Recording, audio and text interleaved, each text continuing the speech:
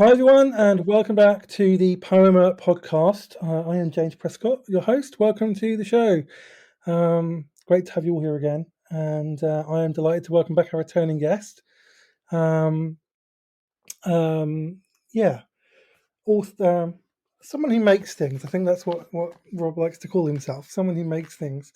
And Rob is here to talk about his new book, which is called. I'm going to read the whole title. Where'd You Park Your Spaceship? An Interplanetary Tale of Love, Loss, and Bread. Book 1. Welcome to Firdus. So it's book 1. It's going to be more, which is exciting. I love the title. I love it. And it's a novel. It's a 550-page novel, and I could not adequately describe what it's about in a paragraph at all. It's about everything. I love it. Yeah, we're going to talk about that today. So, I remember reading your last kind of book because you've written a couple of plays. I know you've written a couple of plays. One of which is by a character in the novel, which I think is brilliant. It's just brilliant, and we'll get to that. But everything is spiritual, and when I read that, I felt intuitively that was the end of a season. You Um, are the first person who've said that. I think that's really interesting. yeah, Yeah, other people have pointed that out. It's nice to have other people tell me about myself. It's almost, you know what I mean? It's like I'm trying to stay awake and aware and sort of understand what's happening here, and apparently I'm missing out on all kinds of things, which is thoroughly enjoyable. yeah. I don't know. It's just something about. I just felt like this is my final word to all of you. Like this is what I'm leaving you with, and I'm going on to something else. Like it was. So I was quite happy.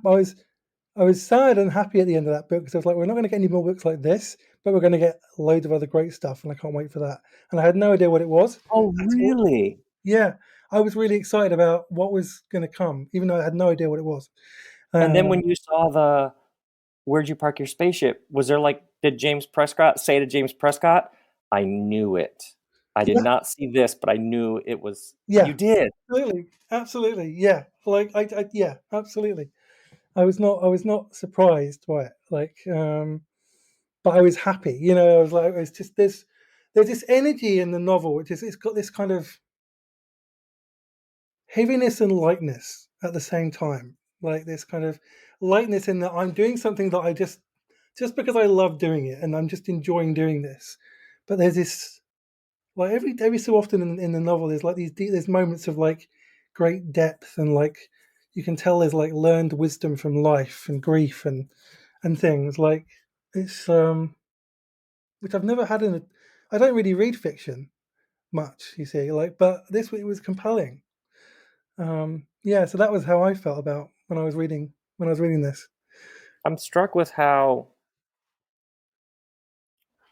I you create a world on a bunch of other planets in the future. So sometime in some other place, these Yeah, worlds are structured economically, politically, socially in these very different ways than our world. mm, And so you get hundreds of pages of like taking you into all of these worlds. And oddly enough, every interview and every person who wants to talk about the book, it's about their own love, loss, mm, grief, hope, um, granular questions about new economic arrangements for the world. Um, mm. Yeah, so how fascinating, and like those earlier books, which were me saying like, this is what I'm saying. This is here's me saying it a different way. Here's an example of it. Just in case you were fuzzy, here's what I just said, only slightly differently. Do you know what I mean? Like yeah, straight down the middle. This is what I mean. mm, And then oftentimes I'd be interacting like in an interview and it'd be sort of over here and over here and I'd be like, no, I'm talking about this world right now. And they'd be like, but what happens? And then you get to this book, which is some other time, some other place, and it's so many people are like, yeah, this is your most personal book yet. this is so personal. It's like so vulnerable and personal. I'm like, it is Yeah, I so. feel like I'm that. telling you, it's so mysterious how this all works. I mean, one of my other favorite book of yours is Millones Cajones. I have the hard copy of that. Like, and well, that was that. Like, I mean, I love all your books, but these two are kind of the most profound. Mm. I remember reading Millones Cajones and like wanting to read um, wanting to read that book that the character in there talks about. I can't remember. Oh Um, yes, the Sabbath. The yes, that one. Yeah, Sabbath. Yeah. yeah. I Hmm. remember. Book Yeah, about a book. It's like a book about a book. yeah, exactly. And I was, and that, so it was just, and that felt true as well. Like that felt a true story, but just told in fiction. I mean, this doesn't feel like a Hmm. true story, but obviously because it's set in space and in the future and things. But there feels like lived experience and in there. Yeah, It's absolutely. fascinating. Fascinating. I swear I don't know anything. I have no idea how it works now. So when you were writing, so what was it like when you came to start writing this? Where did it all come from? Then it sounds like it just because it feels like it was like it's just a stream of consciousness which just became something. Like Yes. what was it? Is that basically what it was? Middle of the night, halfway between fast asleep and wide awake, uh, sort of lucid, and a guy is asking this guy, "Where'd you park your spaceship?" And I remember in the middle of the night being like, "Well, how does that guy feel about being asked that question?" And just instantly, oh, he does not like this question. Oh, this question deeply unsettles him. It does. Why is that? Well, first off, spaceship. So are they even on Earth? And in the middle of the night, I'm interviewing me about. You see what I mean? Like instantly, it was entirely absurd. And perhaps I just am slow and it takes a minute to catch on, but it came in with such force. And Hmm. I remember in the morning making some notes on like this little pad of paper, kind of the don't forget the eggs little pad of paper you have in your clothes closet. And then all of a sudden, a day later, it's like, well, what's the one guy's name? Well, Keen grew bears, obviously. What's the other guy's name? Dill Tud. Yeah, of Hmm. course. So it was like it was, yeah, it's like it was there. Wow. And then and then there was a moment of, wait, this is book one. Because I could see where we needed to go. And then what you referenced earlier, I distinctly remember the moment when the character Nord writes a play and thinking, well, what's the name of the play? Oh, what's a Nucka? Well, I've already written that play and published it. And that's when it was like, okay, that's so ridiculous. You're like, just double down. Don't even fight it. Just don't. All the cool kids are rolling their eyes, and it's okay. Just it was like these moments of permission to just go all in that I had to keep like giving myself. Yeah, yeah. It was a very tender, like sort of vulnerable. Just be true to it, and almost like a too good to be true. Which I've come to London and given workshops on creativity and cynicism, and Yeah. that's the trap in all this is you like go around the world talking about this, and then I needed help more than anybody I've ever talked to just like Hmm. not feel like an imposter and Yeah. trust it and just go with it and see where it wanted to take me. Yeah, it was a yeah, yeah, it's quite an experience. Wow. Well, it feels like that. It feels like that when you read it. It comes. It's only there's a lot of like when like I remember certainly in the first part of the book, Heen is like he's kind of on this kind of voyage of discovery. He's like all these new things that he's never that we all know that we've all lived that we're living in right now. You know how the world works, all the systems that we work, how people behave, how people ignore things that are going on right in front of them, and he's discovering all this for the first time, like as like an outsider or someone in the future who's looking back. You know, we always look things always look different in hindsight, or when you're seeing them from somebody else's perspective for the first time. You know, and obviously Hmm. I was already aware of these things myself, but like there are many people who read it who weren't, and it's like when you look at it that way, it's a completely different. almost like a childlike sense of Yes. discovery. Like, um, Yeah, and I remember the first moment talking about the Earth as a distant thing that once was. Even the little bits and pieces of Earth that seem to still be around, I just found that to be a like very powerful to write about the Earth that was and how he doesn't even know why some of these stories about the Earth move him. Um, mm, which just was that experience of being in a completely different place in time, looking back.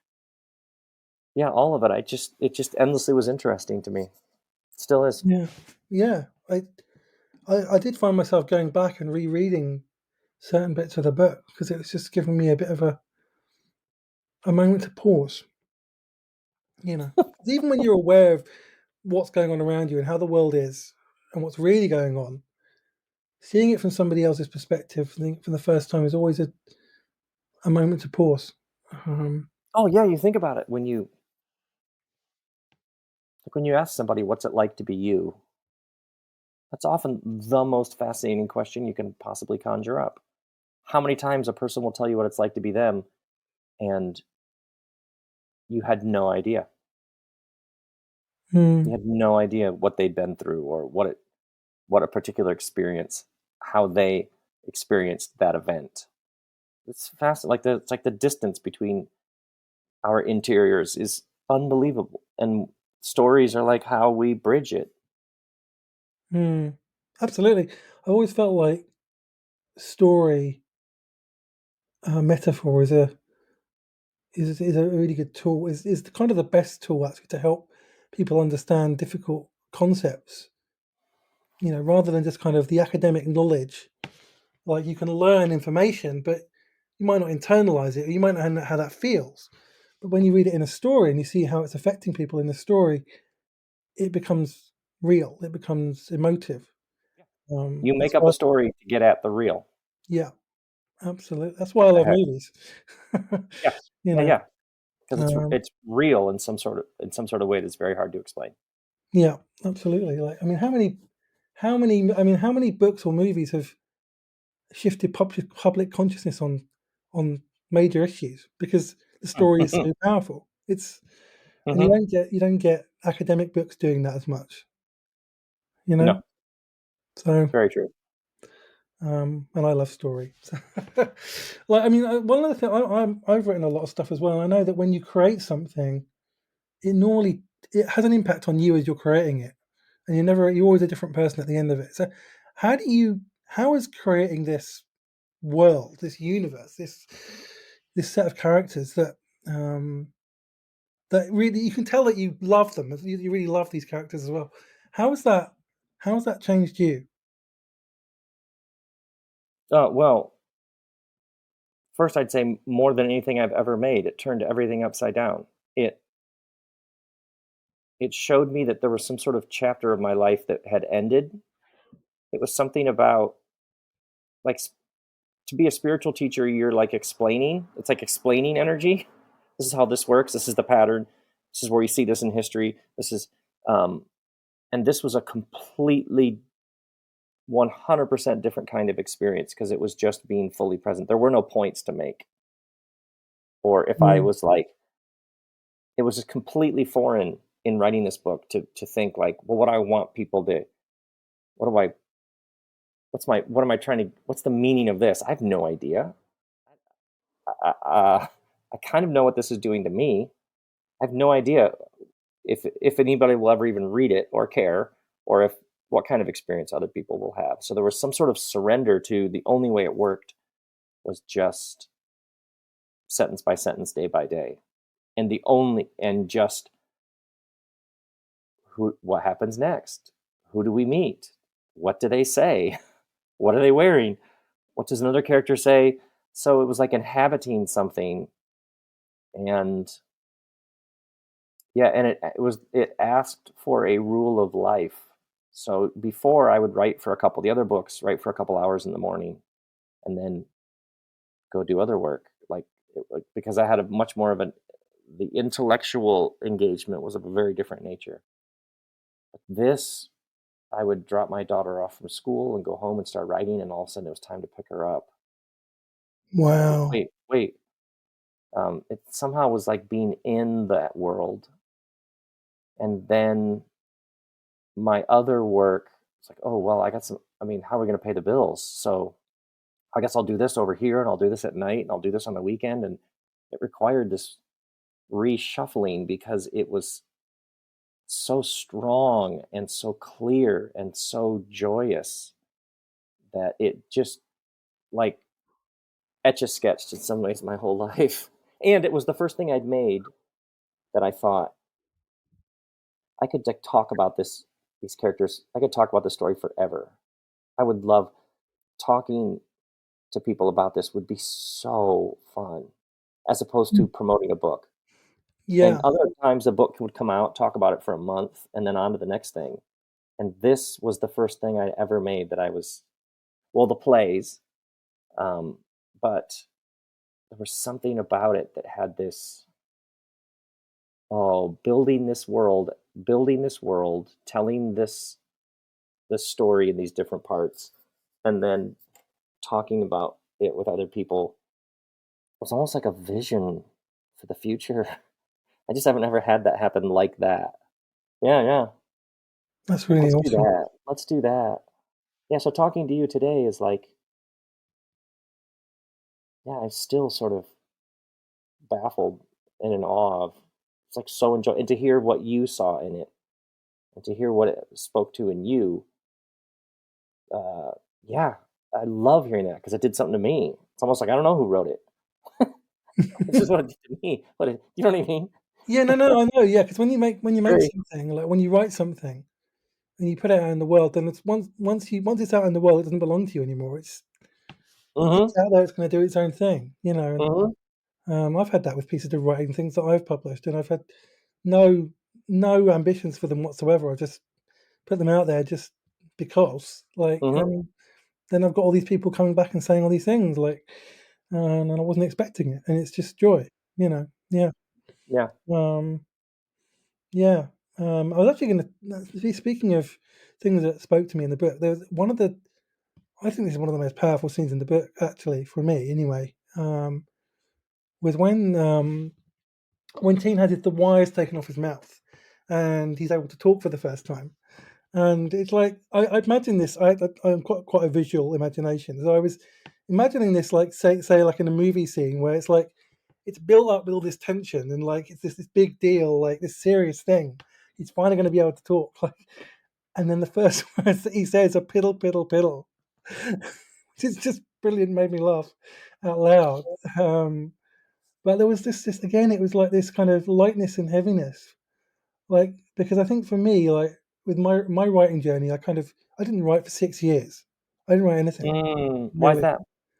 and it was well, I only realized what it was now.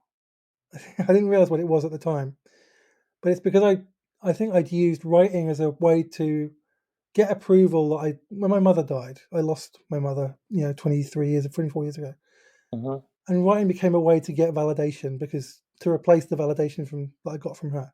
So I Mm. didn't know. I didn't know this at all. Like, and then when that failed, then I could start grieving properly. And I had this, and I wrote this piece called Death in the Living Room, where like finally everything I'd used as security to stop me grieving had gone, including the writing, and I was able to start grieving, and that's when I started to heal and grow and be transformed and awakened and things, Wow. and so all that needed to heal before I was able to write again. And And then then when did you know that it was time to start writing again? I think I could I felt it intuitively. Like I felt my body was telling me Mhm. like it was time. And people that were close to me, like my therapist and close friends, like said like that they could see something was growing inside of me, like something was bubbling up. Um, And when you sat down to type, Did the words come Yeah, when you eventually did after 6 years? yeah. I mean, I've been written like little bits and pieces, but I hadn't published anything at all, and I'd lost any interest in that kind of in doing that, in publishing things really. And I wrote this thing, that piece I told you about, Death in the Living Room, and I wrote that, and I took my time over it. I didn't write it and then publish it like I used to. I took months to write it, and when it was finished, I was satisfied, and I put it out there, and it got a good response. But it to me it was like what Everything is Spiritual was for you. I think like that. This is the end of a season. This is acknowledging what I've just been through and saying goodbye to that. And now I'm going to go and write other things um, that Mm. I'm ready to write, and that's been quite liberating. And I've discovered a whole new process for writing, and it's really good fun, and I love it. And I have no ambition to publish anything. Um, How is the new process different than the old? How are they different? I think the new process is a lot slower. It's Hmm. it's Oh, I take my time. I don't rush things. I let ideas marinate a little bit. So I might come up with an idea and open up a draft just with a load of ideas, and then I'll just leave it, and I'll come back to it, and then I'll write something, and then I'll leave it and come back to it, and I'll just make it a little bit better and make it, and then I'll know intuitively when it's ready. Um, and it's much more satisfying. It's more enjoyable because it's like I'm more engaged with the process than the result. I'm not yeah. thinking about the Yeah, yeah. result anymore. I'm thinking about Mhm. joy is in the craft, as it were, rather than Yeah. the Yeah, yeah. result. And and I found I've got a lot of ideas. I'm trying to figure out what to do with them all. Mhm. So, because people keep telling me I should write a book and all this kind of thing, and I feel like I've got a book brewing up, but I don't know what it is yet. But it's just joy now. And but that moment when he takes the when those things come off, is it was like that moment when I was finally able to write and publish something again. And it didn't matter what it was. It could be something completely ridiculous, like piddle piddle piddle, but it wouldn't matter because it's me, um, Yeah. and it's my voice, and that was what that moment was for me, anyway, in the book. So, Wow, that's really interesting. Thank you for sharing that. That's very interesting. yeah, well, and actually, I kind of felt like it was a metaphor for almost for you in a sense as well, like going from Everything is Spiritual and all that part of your life, which was really significant, and coming into this season where the last few years you've made music, which I loved, and you've started doing painting and plays, and it's just a whole different journey, and it's like you were kind of released from something, and not that it was a bad thing that you were released from, but just it was one season to another season where you're just kind of letting yourself embrace yourself, I guess. Yeah. Yeah, a different side of yourself, Yeah. rather than to be kind of like, I don't know, Rob Bell in inverted commas, just to be Rob, Mhm. Mhm. Yeah, it feels like that for sure. um, so that's great. Yeah. Um, like how how did you? I mean, like, did you build a relation? I take it you build a relationship with the characters that you're writing as well. Was it fun getting to know these characters and helping them I tell their stories? Oh my god. I l I love the characters so much, and I would as they came to life, I would just be like I would come in for dinner, and I would start telling Kristen about what a character did that day, and she would say, "Oh my," she'd like, "You just wanna talk about your characters. You just love." Yes, yeah, I do. And the names, a name is like a portal. It's like once I can see the name, then it's like the way in. And then none of them ever remotely are relate to anybody I know. which is super interesting to me. Like none of them are like, oh yeah, that's my friend so and so. They appear to me to be completely out of the blue humans with their own Mm. and what they're wearing and the things they say that make no sense and how Heen reacts. Oh, oh yeah. Oh yeah, Heen is. Mhm. They they're alive. They're alive for me in some. Yeah. Oh, they're so alive for me. And that was what was so interesting about this is it's like I just haven't ever been a part of something like this where it has a life of its own, and if I could just be with it from here on out, that would just be like if I could bring this in to the world and follow it around. It Mm.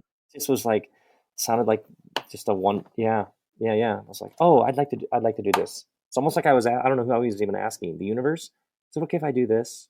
Can I just give myself to this? Mm. Mhm.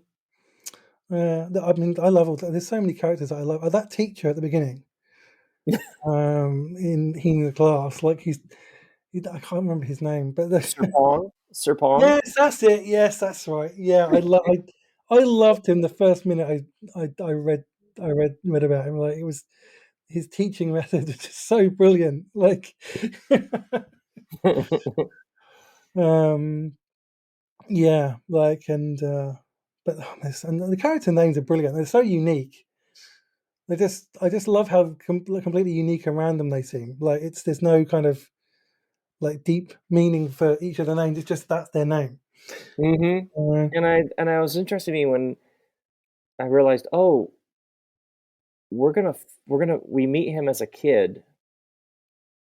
Oh, we're gonna just follow him."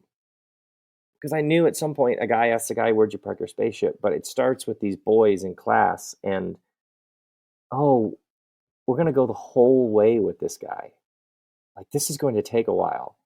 And I remember right away what kept coming was like, this is a feeling, the feeling of somebody who goes through horrific tragedy and he keeps going and you're with him feeling and he's numb. So he starts narrating how numb, doesn't even realize he's numb.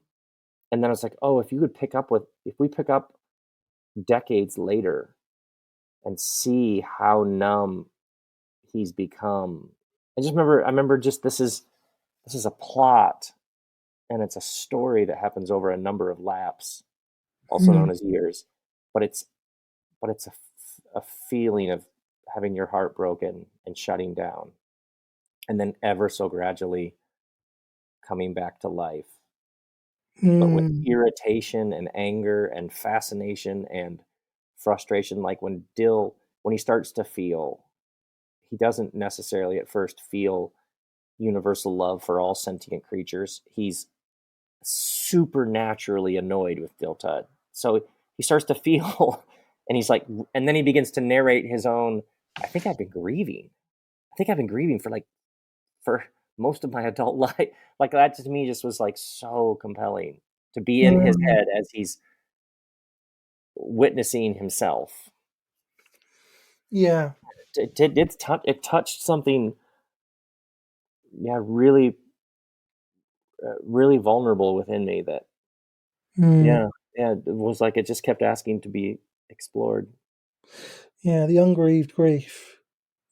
That's a and I could see that. I mean, that's something that I grief is something that I talk a lot about on this show and in my writing as well. But yeah, so I'm always on the lookout for that, and I could see it in his story so much, and like that moment near the end where he kind of says "ungrieved grief," and I'm like, yeah, that's a thing. Like we all have that. Like sometimes we don't realize we have it, and it takes us a while to figure it out.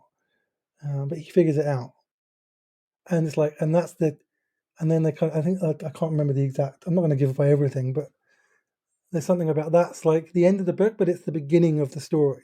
Yes. Like yeah, Ooh, well and said. that was like that's what I felt reading when I read that last kind of bit of the book. Was like okay, this is the end of this book, but this is just the beginning of the story. I want to see what's next. I want to see where this takes him. Like, I want to see him go through this. I want to see him do this work, like, and find that freedom and find out who he is. And I want to find out who he really is because he probably doesn't know yet, and so we're going to find out at the same time he does, which is great. Uh, because it kind of, again, there's like lots of reminders of my own story, like because I had Mm. so much ungrieved grief for a while, and then I finally started grieving, and that was the beginning of my life, really. Oh, Uh, wow. well, the life I have now, anyway. So Mhm, mhm. yeah, it's yeah, all the best. I think all the best stories have somehow some element of grief in them somewhere, like because grief can be so powerful, it has such energy to transform us for good or for bad. Very true. um, um, and I definitely feel that through this story. Yeah. Yeah, yeah, that's yeah, when I realized no often and several friends I really respect who are in publishing had this their note was the action in the book really begins when Nunez shows up in his bedroom, like Hmm. whatever, 400 pages in. Like that's actually when the thing really takes off. So either you open the book with a scene like that, like you got to hook, almost like you got to hook your reader. Hmm. Otherwise, not much happens and people might just drift off. And I sat with that note. Oh, that's interesting. And I just kept coming back to no, I'm doing something else here. This is this isn't about like action. This is Hmm. about this guy and what happens to him. It was like even simpler than oh man, the action really kicks in gear here. It was like no, we're just gonna go with this guy all over the universe, Hmm.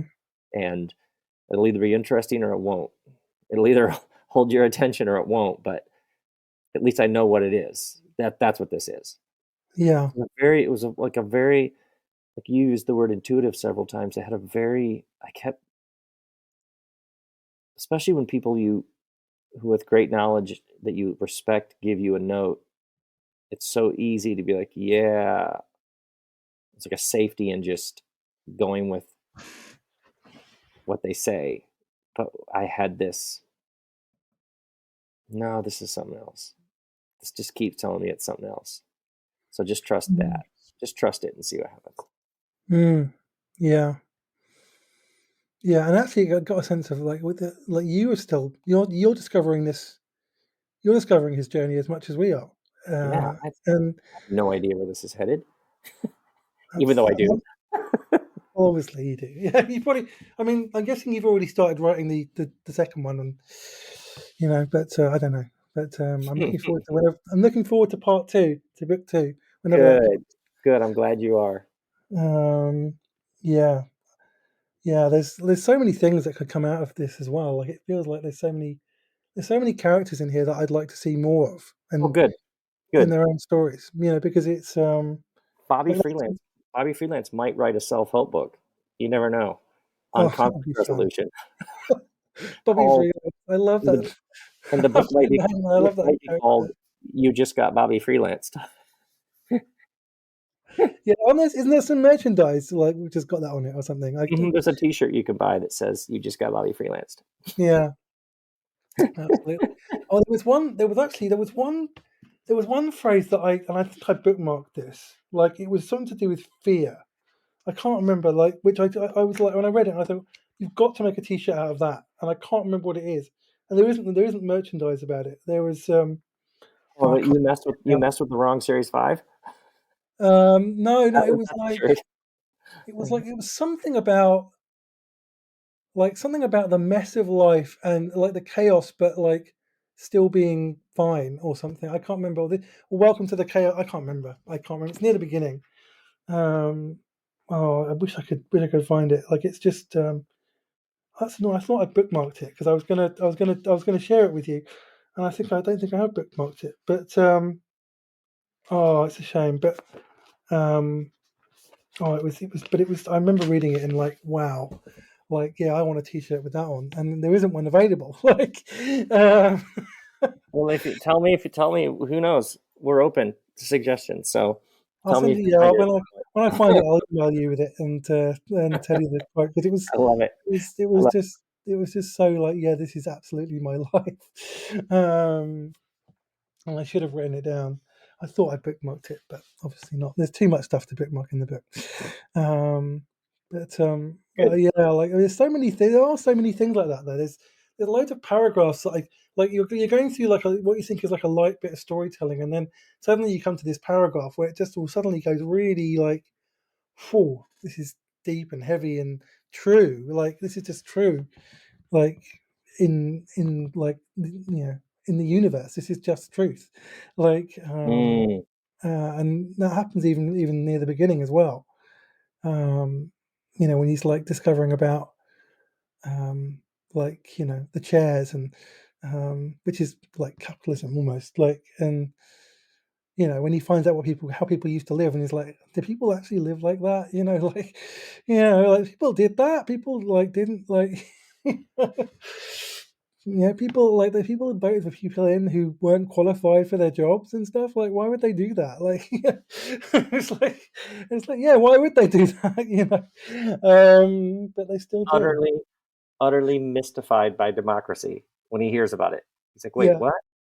So just anybody can try to get vote? What's a vote? Wait, what's a vote? Anybody can get them. And if you get the most, then you get to be in charge, even if you've never been in charge of anything. Yep. And he's just like, God, that's so dumb. No wonder it didn't work. No wonder it didn't last. exactly right. And now it's falling apart. But yeah, yeah, no, that stuff like that, and the thing about the ungrieved grief at the end, like that, just when he's sitting looking over the sunset. I know it's called something different in the book, but Mm-hmm. and it's just this like this moment he's talking to um oh God this O'Neill and Dill Tud, and they're in yes the yeah crater, that's right yeah the crater and it's that's the it yeah third, and he sees the third.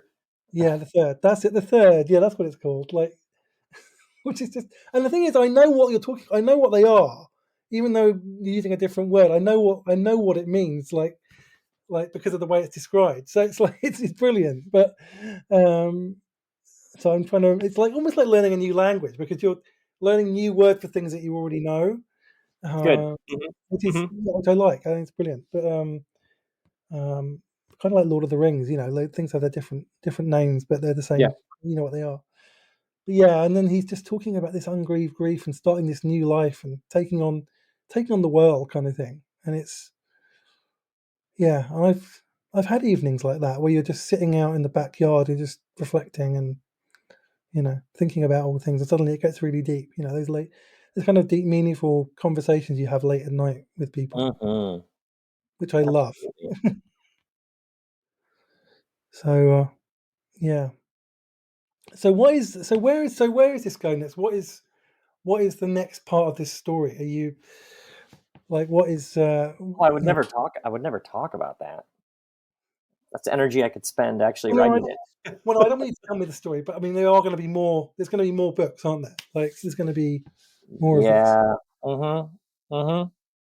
There's lots of things, and there were actually lots of Easter eggs that you'll in the future realize we're staring you right in the face in book one. That will be part of the fun. Oh, I love There's that. always the chance that in the future you'll have to rethink what you saw in what you experienced in book one based on what you now know. Yeah, I love that. That happens in movies as well. I pay attention to every little minor detail when I watch a movie. Good. Like, Then it's good. Then people then I'm excited for you to have a good ride in the future. yeah. I watch Doctor Who, so I'm always looking for Easter eggs, Good. to carry on to the next thing. So, yeah, I'm looking forward to finding them and having to reread the first book to find them all again. Excellent. because I always feel like going back to the first book or movie in a series is when you've seen how the story turns out, it makes it a whole different story. Like I think, Yes. like Yeah, you and you know the didn't end of the even story. know, like there's a Hunger Games prequel just came out, Hmm. which I and my daughter really wanted to see it. And I was like, I had no I have no need for a prequel for Hunger Games. And then we went, and I could not believe how much I loved it. And I Really? know the whole time I knew where it was headed. Like I knew who that main character becomes. So we've literally I already know the ending, and it doesn't matter. It's the same magic trick with like the movie Titanic. You know that thing sinking. So Yeah. the very thing that we're like, oh man, the reason why you follow a story is you don't know where it's headed. Well, you know it's going to sink. Doesn't matter. So a Mhm. story which you think pulls you in because of the suspense, the not knowing, we can actually give you the knowing, and there are just 100 other ways to be Yeah. utterly compelled, and that to me is like that's one of the reasons why stories are so mysterious is Mm. some of the most basic elements. Like it's funny to me because I have no training in any of this. So people like in interviews will say, "Oh man, the end of the second act when so and so does such and such," and I'll be like, "Wait, there's a second act in my book?" Or I tell me more. Or if Let me somebody get my else talks second about, act is. they're like, "Well, then there was this inciting incident." I was like, "A, what's that?" And B, there's one in this book. So I don't have anything in my head about what needs to happen when or what needs to be established. None, so I just think it's fascinating to learn that there's all this things that you need in a story. That's brilliant. I love that because I know about all those different concepts because Oh I yeah. because I've read a lot about story and how stories work and how to tell great stories and like it ruins movies for me though because I can always predict what's going to happen because I know how story arcs often work. Although Actually, I do know that. I do know that lots of movies. You're right. Lots of movies. I'm already like, oh yeah, I get this how this is going to happen, and I do know that like writing this book, I don't have anything in my head about what needs. that's brilliant. I don't have any structural.